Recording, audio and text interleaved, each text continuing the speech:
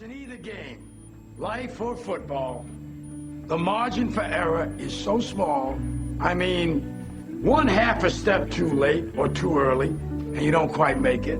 1/2 second too slow, too fast, you don't quite catch it. The inches we need are everywhere around us.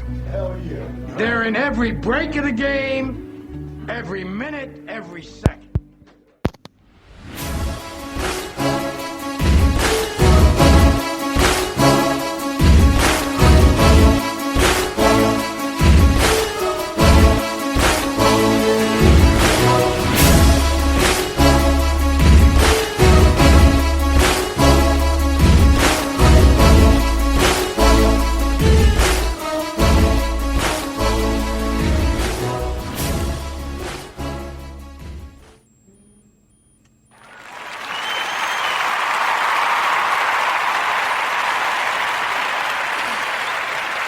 Man, off to a slow start this morning. What else is new?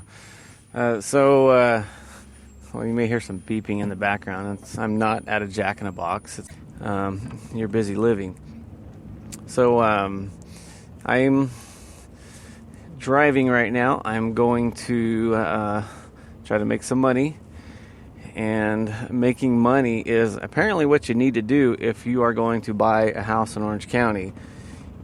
I was just reading a report, and they said that it takes $154,000 that you have to earn annually, or at least the medium income. So if you got 3 people, each making, I don't know what, 50.1.4, whatever thousand a year, which is a problem because now you got 3 people pitching in for the house, and good luck with that.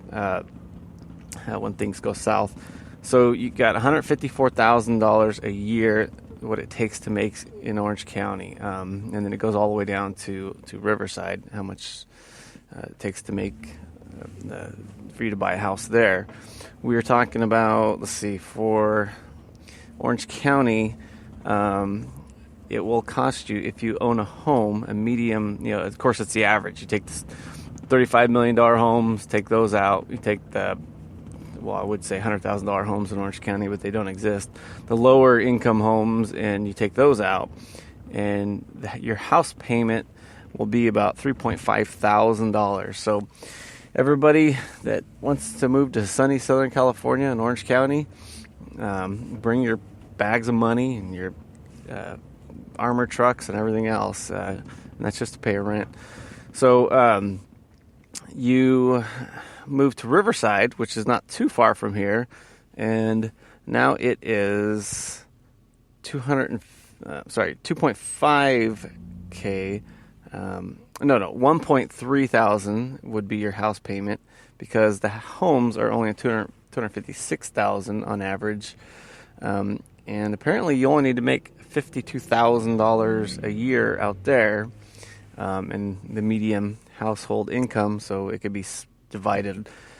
So what does this tell us? Does this tell us stupid Orange County charging so much for homes, and the Inland Empire is so great that you don't need to make as much money to buy a house?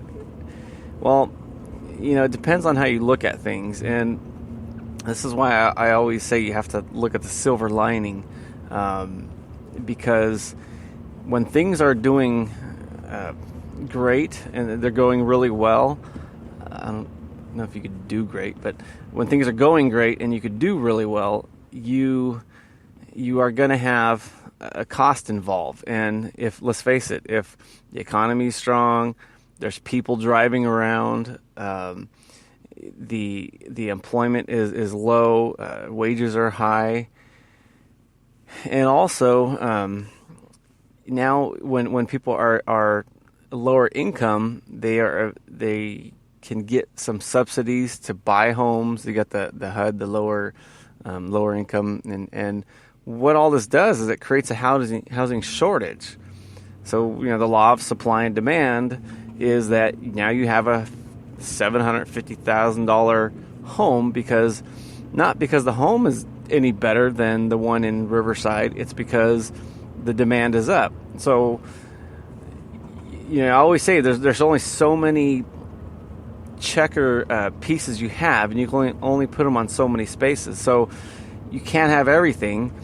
So you want everything to go well. Well, it goes well. Guess what happens to homes? And you think the market's bad here in Orange County? Try San Francisco. I think it's it's in the teens, the people that could afford to buy homes.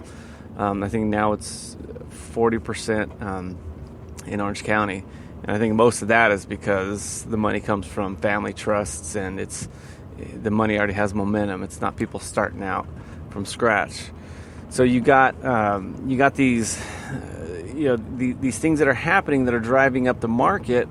Well, if you get rid of the things that are happening and driving down the market, the things I just said, well, now you go to Riverside, the prices of homes are lower, and San Bernardino is somewhere in the middle.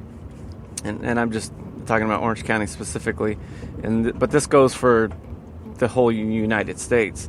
When you have homes that are too cheap, and again, there's certain areas that are developing, and there are great areas that I think eventually this will happen to them when they're new. The infrastructure is being built, and the invisible hand just hasn't sorted things out yet. So eventually, this is kind of the law, in my opinion. You have Riverside County that has a lot of issues. There's unemployment. There's the traffic, because people are now driving to Orange County to work. So you're spending, I'm sure people minimum are spending 3 hours a day in traffic, and it goes up from there. There are probably some people that spend 2 hours plus each way just to get to and from work. So you're paying in other ways, and so really it's what do you want to pay by making the most money and having your stress level up and live in a hustling, bustling area where it's going to cost more, but the conveniences are here? Or are you going to turn down your stress, live in an area that you're not as stressed out in making money, but you're switching your stresses out for maybe the area is not as good. That's why the home prices are cheaper. Maybe the jobs aren't as readily available, so now you have to drive. And this is all, I guess, comes down to you have to, when people complain about everything, and how come we're not getting this? How come we're not getting that? And if you can get yourself to the point of, okay, we're not getting this advantage, but now we don't have this disadvantage. And that's how you have to look at everything, because with everything there is the checks and balances. Things will be a certain way, and then people forget the benefits of it, or they don't see the benefits, or they're used to the benefits. And like the cheap home prices. If somebody hates living in Riverside, they'll complain about everything, but they won't complain about probably the cheaper living. And I think to be happy, you have to look at the positive and focus on the positive.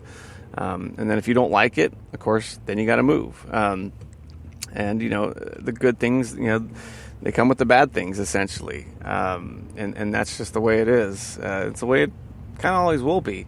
I've been looking for homes forever, and it's just one of my problems, which is also a blessing, is wherever I go, I am happy. I lived in I think I said this before, a crappy part of Whittier, and I did enjoy living there. All the places I've pretty much lived, I've enjoyed it, and that becomes a problem is because you don't tend to have that desire to need to move to a certain place because you're content in where you're at. And I think when people change the state that they live in, hoping that will bring them the happiness that they're looking for, it's the state of mind, I think, more than the state. And when you get there, wherever you go, there you are. You're going to be. I have a cousin that he moved to. He's always moving to different states, and God bless him. That's what that's what he can do. He's smart enough to be able to move around. Good for him. But I think that when people are doing this because they're miserable here, they're going to move there, you'll come to find out that you're in the new place, the newness wears off, and wherever you go, there are bad things to focus on, or life catches up to you. You have the same issues that you had before you left. So I think if somebody could find out what those issues are, work on it, be happy where they're at, and then you move as a bonus, well, isn't that kind of the key of life? You just get happier when you move to a better situation or a better job. People that are in horrible relationships, dating a jealous boyfriend, whatever it is, but you constantly want to do better, and don't say, okay, if I make this change, then I'm going to be happy, because sometimes that change could be a distraction. But if you're not doing it for your happiness, you're just doing it because you're trying to be happier, all the while you're being happy. I think that will help to pile on. You just want as much good in your life as possible. But to be miserable and to just make a change for the sake of making a change without diagnosing the problem and working on it, I think is going to, you'll find that it's going to be harder you're going to spend all this energy on the change, and then you're not going to have energy left for the real problems. Again, you look at, if I sit around and complain about, housing is too expensive in Orange County, so I got to look elsewhere. I got to look to Riverside or another state. So I moved to another state, and housing is a little bit cheaper. And then I'm sitting around thinking, okay, how come my phone ain't ringing off the hook? How come there's no opportunities? And, it may take a while for that to set in. And then I hear people talking about how great Orange County is, financially, the job opportunities. And then I could think, if I'm making a lot more, then I can afford a better house. I mean, let's face it. Okay, a couple thousand, that's a few good days, if you're in business for yourself. And then you work that out and you make that your priority, and that'll get done. And, you can go back and forth. So I think for me, the bottom line is you got to make money as much as you can.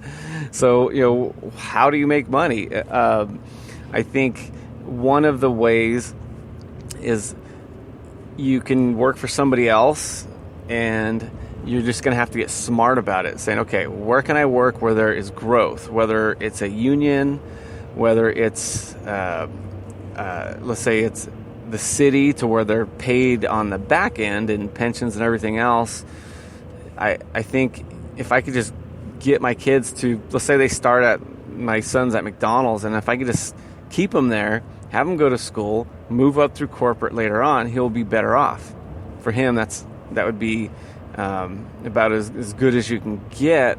The way things go. If you jump around like most kids do, you're always starting over. So I say stick with whatever you're doing, and you got to put your time in. But doctors only make between $100,000 and $150,000 a year, and they go through 10 years of school, and they got the big student loan, where if you do 10 years through a company while going to, let's say, even a junior college, you get your I think you can get an AA. Yeah, you can get an AA there, and then you go to business school, and all for really cheap, since they're pretty much giving school away nowadays. You will be better off, and you could afford to make these payments that we talk about. Not right away, but you could get there sooner than one might think. The other thing is to start your own business, and that in itself, I mean, that is not just a podcast. That pretty much is a whole podcast on its own. And I think with what we're doing, here at my company, it's a lifetime of work, and I found out that things aren't always what you want them to be or like them to be, but in the meantime, you can make money. So